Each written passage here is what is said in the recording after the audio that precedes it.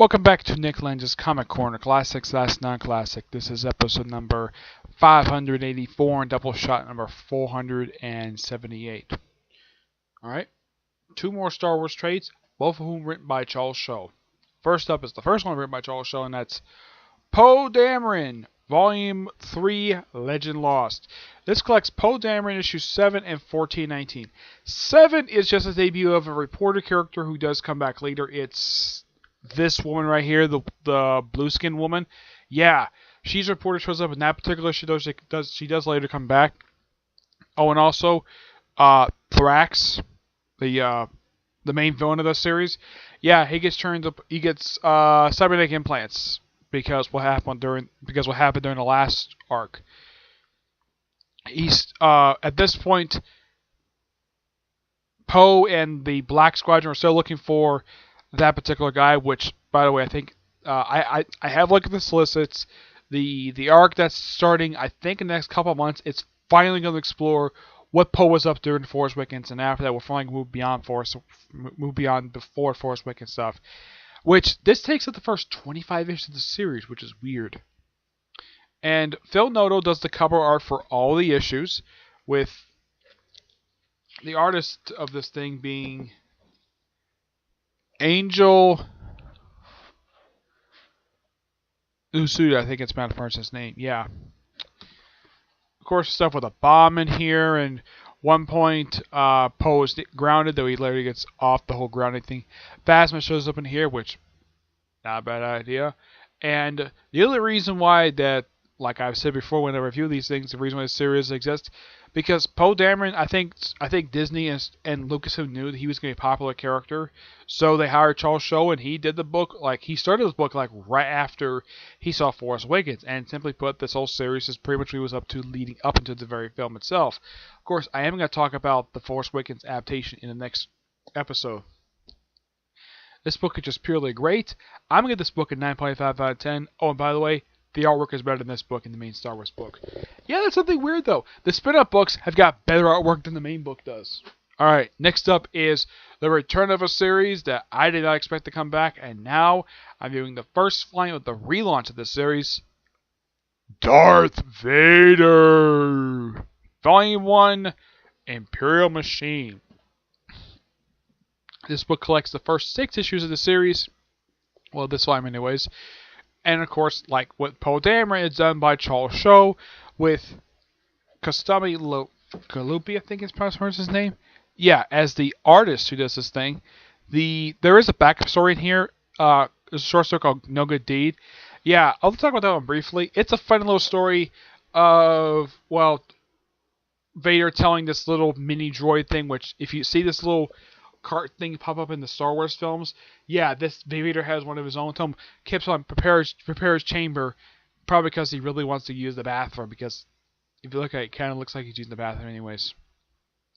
But he gets constantly interrupted with bad news. He keeps killing the people, and of course he gets dragged away, stuff like that. It's a fun little short story. Now, as for the main book, this picks up, now, unlike the last series, which takes place between episodes 4 and 5, this one picks up right where that infamous scene, which a lot of people call it cheesy. If you're familiar with the scene, it's when Anakin Skywalker yells, "No!" Yeah, that particular scene from Revenge of the Sith. Those of you remember that scene, this book picks up right where that scene leaves off.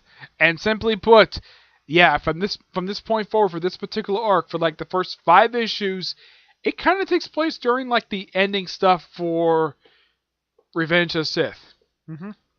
Oh, and the last issue in here, first chronological appearance to the Grand Inquisitor. Yeah, those who remember this character from the Star Wars Rebels series, yeah, he makes his first chronological appearance in this issue. Yep.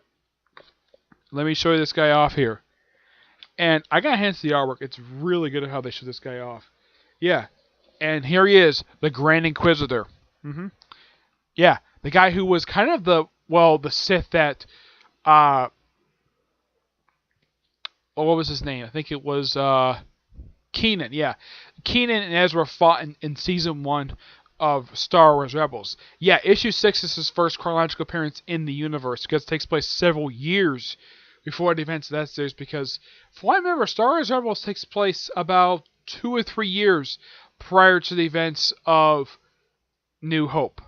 Yeah, about 2 or 3 years. So, yeah, I like the fact that, well, Shaw threw this guy in, so I guess he figured out, because it's kind of implied if you watch the Star Wars Rebels series that the Inquisitor's around for quite a while, and this is kind of like, well, apparently this was a project that Palpatine wanted to do for a while.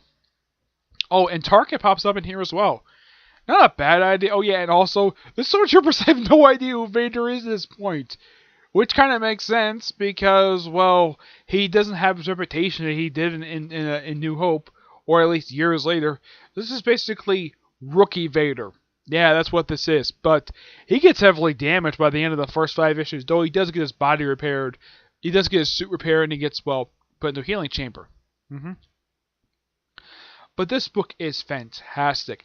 I highly recommend people fans of Star Wars, Darth Vader, and not Poe Dameron, Charles Shaw. It's a great, and unlike the first series, which had very limited amount of time to tell storytelling, this has plenty of time. Yeah, taking place during the 19-year jump between Revenge of the Sith and New Hope. As for how long the series is going to last for, I have no idea, because the last one lasted for 25 issues. This could last for 50 for all I know, but this book is fantastic. 9.5 out of 10. Amazing. Also, the first 5 issues is how Vader, pretty much, it's not only rookie Vader, but it's how he gets his new lightsaber. Yeah, he steals it from a Jedi and transforms the Kyber crystal into this, to the red blade. Yeah, it's the new canon explanation of how the lightsabers are red in the new canon. But I don't remember how they are in the original canon, but Kyber crystals was barely used in the original canon. It was featured in one book, I think it was Splinter the Mind's Eye. In the new canon, because of Rogue One, Kyber crystals are a frequent thing. Though they were seen also in the Star Wars Clone Wars CGI series, and they also popped up in Star Wars Rebels. But yeah, this is an early time. It's kind of like the first time you get a chance to hear about them in comic form, and it's great. 9.5 out of 10, like I said. Great book, and I'm loving what Shoal's doing for this book. Also, gotta point this out though. One of 4 series he's doing. He's only doing this one, Poe Dameron. He's also doing Astonishing X-Men and Daredevil. 4 series. One of whom just recently celebrated 600 issues. Though he hasn't done all 600 issues, because that would be really weird. Well, they have been different rares over the years, but yeah. Shaw is a busy guy, and I just reviewed 2 trades that collect issues from his work. And the guy always puts out fantastic stuff. It just that I think the only book that got abruptly canceled was She-Hulk, and I think that was mainly due to the artwork, not the writing. So that's it for this episode. Stay tuned for the next episode, which is going to be episode 585 and Doubleshot number 479. Where I'm going to cover that Force Awakens adaptation plus something to deal with the Suicide Squad. Yeah, first of 2 episodes deal with Suicide Squad trades. You'll find out what they are in the next couple episodes. Okay. But until I see you there, bye.